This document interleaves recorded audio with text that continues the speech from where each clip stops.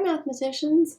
Today we're going to talk about how knowing your multiplication times 10 facts can help you in a bunch of different ways. So watch as we work through this problem string, starting with 4 times 10. So we know that 4 times 10 equals 40. So if you know that 4 times 10 equals 40, you know then that 4 times 5 is half of that.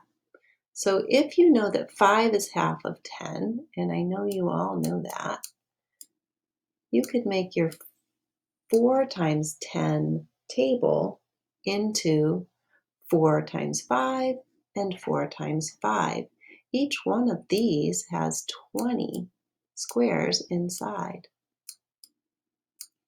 So 4 times 5, and again, this is the distributive property of multiplication, plus another 4 times 5 equals 8 times 5. So we broke up the 8 into 4 and 4. So if you were just doing 4 times 5, you would automatically know that, well, I know 8 times 4 times 10 is 40, so half of that must be 20. Now let's look at 4 times 6. So we've already figured out, if we know 4 times 10 equals 40, and we know 4 times 5 equals 20, which is half. 5 is half of 10, so 40, 20. Then when we're trying to figure out what 4 times 6 is, we can use 4 times 5, and we know that it's just one more group of 4. Here's the extra group of 4 right here. So we have the 4. This whole thing is still 10, but now we're just concerned about this part and this part.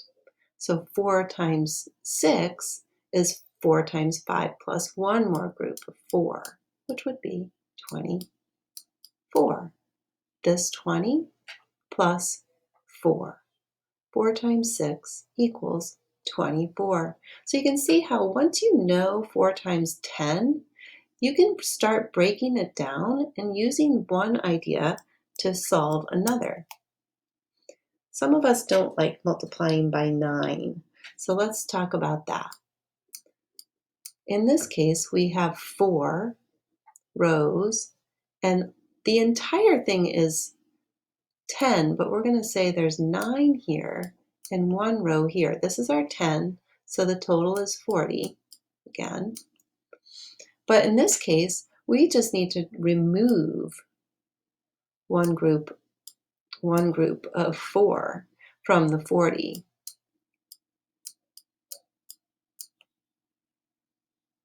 So 40 take away 4. What's 10 minus 4? 6. And you just took a 10 to give the 0, so now we have only 3 10s left.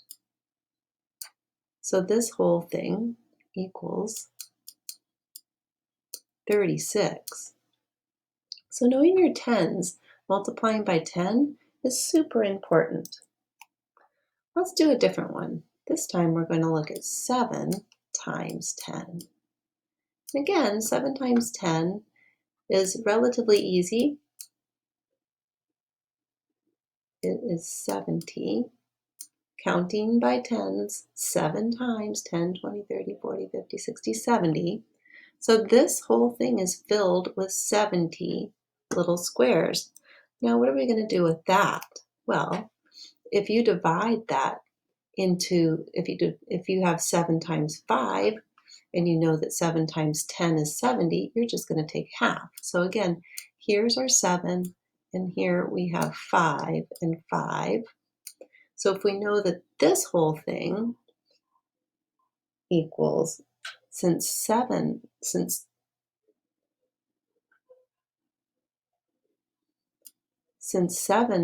times 10 equals 70, and 7 times 5 is half of that, we know then that we have to divide that 70 into 2 equal groups. Well, I know that 60 is pretty easy to divide into 2 equal groups because I know that half of 6 equals 3. So I'm going to say 30 plus 30 equals 60. And then I still need to get up to 70, and I'm just going to add 5 more to each. I need to add 10 total. So 35 plus 35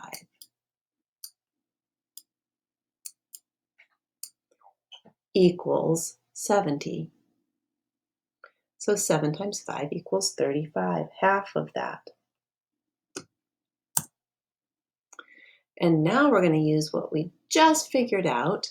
So we know, let's write down what we know. We know 7 times 10 equals 70. We know that 7 times 5, which is half, equals 35. And now we're going to figure out 7 times 6, which is just one more group of 7. So in this case, here's our 7. This is our 5, so this is our 7 times 5. And now we're going to carve out one more group of 7 here, and that's with a leftover of 4. So this whole thing is our 7 times 10. And here we have 5 plus 1. So we'll do 7 times 5, because we know that 7 times 5 is 35, plus 7 times 1, and we know that that equals 7 because one group of 7 equals 7. And then we just need to add our 35 plus 7. So 7 is 5 and a 2, and I know 35 plus 5 is 40, so this must be 42. So 7 times 6 equals 42. And again, this is called the distributive property of multiplication. Here we have our 7, and now we're going to do 9 and 1. So instead now of thinking about the 5s, now we're going to go back and start and think about, we know that 7 times 10 equals 70. And this is 7 times 9 is just one group of 7 less, this group here. So we have to take away 70 minus a group of 9. Well, I know 70 minus 10 is 60, so this must be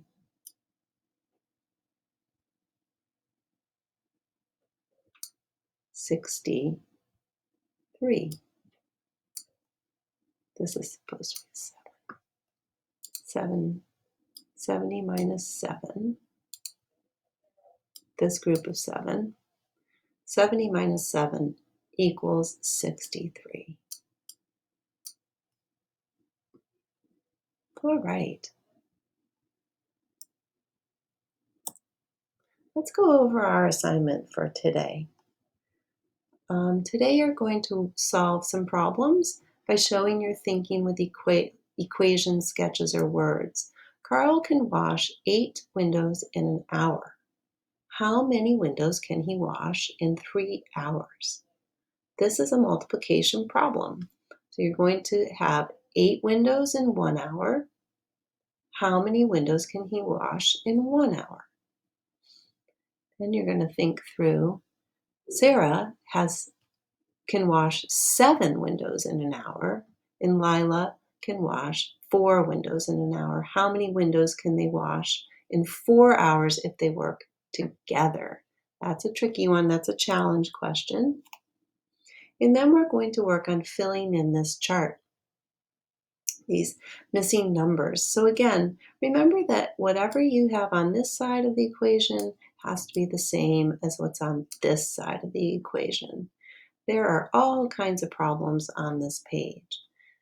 On this section, you're going to say whether this statement is true or false. And again, 9 plus 5 has to equal the same as 10 plus 4. 9 take away 5, or 9 minus 5, has to equal 10 minus 4. If those two numbers are the same, if the result of this and the result of that are the same, then you would drag or circle true. If they are not the same, then you would say that they are false, and you will explain right here why. On the last page in this, oh no, there's 2 more pages. Jim paid $48 to buy a package of 6 flea treatments for his dog. How much does 1 flea treatment cost? This is a division problem, and again, this is one where you have 48 to buy a package of 6 flea treatments. How much does 1 flea treatment cost? So he has 6 treatments, and you're going to divide this $48 into 6 groups. So how much will each cost? Each flea treatment usually lasts for about 4 weeks, but 1 year the fleas were especially bad, and his dog needed to be treated for fleas every 3 weeks until the weather cooled off. How many weeks of flea treatments would Jim's dog get from 1 package if each treatment only lasted 3 weeks? All right, so you guys have some work to do thinking through these word problems. Susie studies multiplication fact cards at home every Monday through Friday for 7 minutes on each of those days. How many minutes does she study the multiplication facts in a week? First, you have to think about whether this is a multiplication problem or a division problem. Once you figure that out, you can use what we learned just now about how you can split up your numbers to make them easier using the distributive property of multiplication. And that is the end of our lesson.